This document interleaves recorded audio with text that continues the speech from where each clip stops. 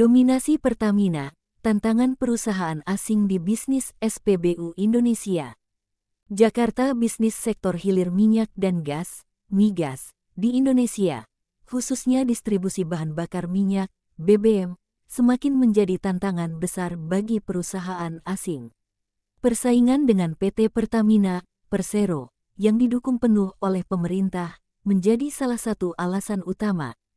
Ketua Komite Investasi Asosiasi Perusahaan Minyak dan Gas, Aspermigas, Moshe Rizal, menyatakan bahwa lebih dari 90% pangsa pasar BBM dikuasai oleh Pertamina.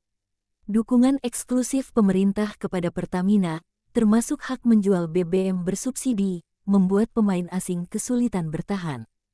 Memang sulit, pasar BBM mayoritas dikuasai Pertamina.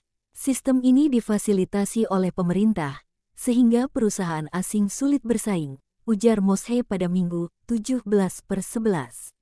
Moshe mencontohkan langkah Shell Indonesia yang baru-baru ini menutup 9 SPBU di Medan, Sumatera Utara. Penutupan ini dinilai sebagai dampak langsung dari sulitnya bersaing di pasar lokal. Selain itu, pasar yang ditinggalkan pemain asing cenderung diambil alih Pertamina untuk menjaga kelancaran distribusi BBM. Jika ada pemain yang mundur, pasti ada yang mengisi, dan Pertamina sangat mungkin mengambil alih peluang tersebut, tambah Moshe.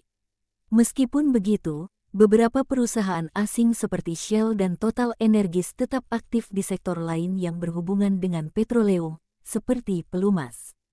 Sementara itu, anggota Komite Badan Pengatur Hilir Minyak dan Gas Bumi, BPH Migas, Saleh Abdurrahman, menilai keputusan penutupan SPBU oleh perusahaan asing adalah murni pertimbangan bisnis. Persaingan sektor hilir migas di Indonesia masih terbuka dan kompetitif. Saat ini, selain Pertamina, beberapa perusahaan swasta juga tetap beroperasi, kata Saleh. Sejumlah perusahaan asing sebelumnya juga menghadapi tantangan serupa. Petronas, misalnya, menutup semua SPBU-nya di Indonesia pada 2013 setelah penjualan yang menurun.